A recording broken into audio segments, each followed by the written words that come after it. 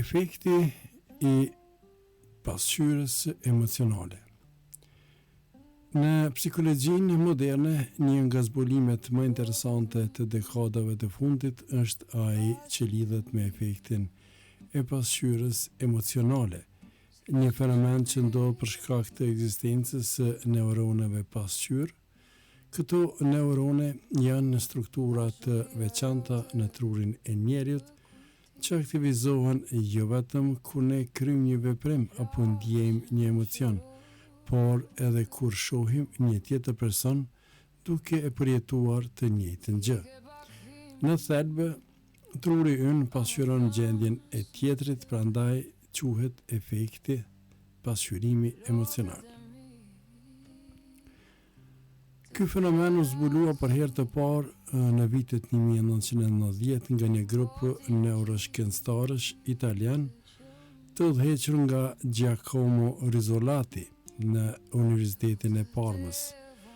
Ata vunë re se kur majmunët krynin një veprim, për shembull kapnin një copë ushqim, disa neurone në tru aktivizoheshin. Por e habitshme ishte se të njëjtat neurone aktivizoheshin edhe kur majmuni shihte dikë tjetër duke bërë të njëjtin veprim. Kjo do të thoshte se truri simulon veprimin e tjetrit si të ishte vetë duke kryer atë. Në njerëz ky sistem është edhe më i zhvilluar, jo vetëm për lëvizjet fizike, por edhe për emocione. Kur shohim dikë që qesh, truri ynë aktivizon të njëjtat zona që përdorim kur vetë qeshim. Kur shohim dikë që qan, ndjejmë një ndjesi trishtimi ose edhe mshurie, sepse truri jon imiton përjetimin emocional të tjetrit. Shembull konkret të efektit të pasqyrës emocionale. 1. Në situata shoqërore.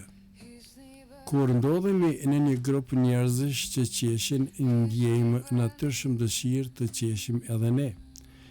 Edhe nëse nuk e dim pse po qeshin, vetë e qeshura bëhet ngjitse.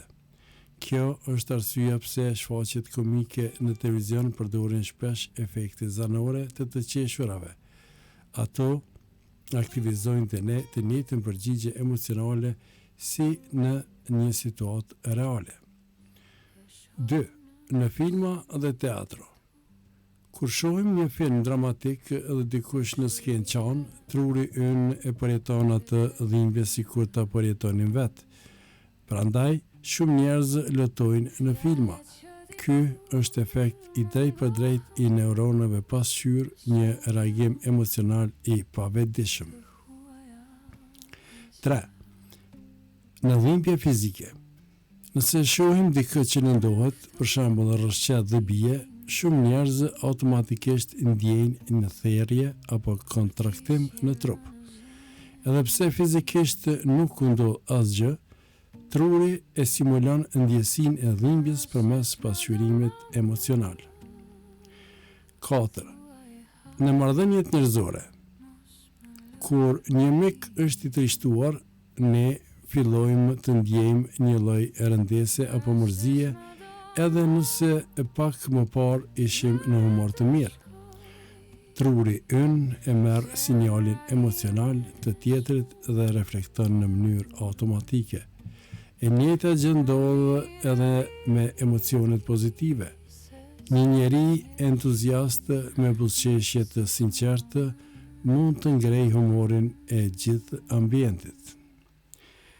Efekti pasqyrës emocionale në edukim dhe komunikim. Ky fenomen është tepër i rëndësishëm edhe në arsim dhe leadership.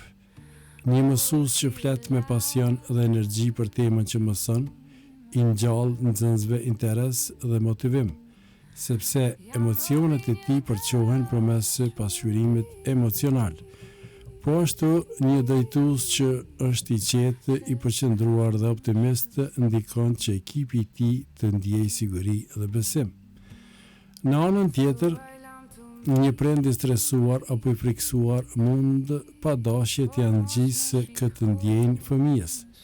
Prandaj, Thuhet shpesh, fëmijët mësojnë më shumë nga ajo që shohin se sa nga ajo që u thuhet. Efekti në marrëdhënie dhe empati. Efekti i pasqyrës emocionale është baza biologjike e empatisë, aftësisë për të ndjerë dhe kuptuar emocionet e tjetrit. Nëse dikush po kalon një periudhë të vështirë përmes këtij mekanizmi, ne mund ta kuptojmë më mirë se çfarë po ndjen, edhe pa fjalë. Ky pasqyrim emocional krijon lidhje të forta shoqërore dhe është një nga arsyet pse njerëzit janë kaq të aftë për bashkëpunim dhe ndihmë reciproke. Shembull, kur dikush i ofron ndihmë një të moshuari për të kaluar rrugën, kalimtarët që e shohin shpesh ndjejnë një ndjenjë të ngrohtë, një lloj kënaqësie morale. Truri i tyre aktivizon të njëjtat zona që lidhen me ndjenjen e mirësisë, edhe pse ata vetë nuk kanë bërë veprimin. Ky efekt njihet edhe si empati e pasqyruar. Përdorimi i efektit në mënyrë të vetëdijshme. Duke e kuptuar këtë fenomen, ne mund të mësojmë ta përdorim në mënyrë të vetëdijshme.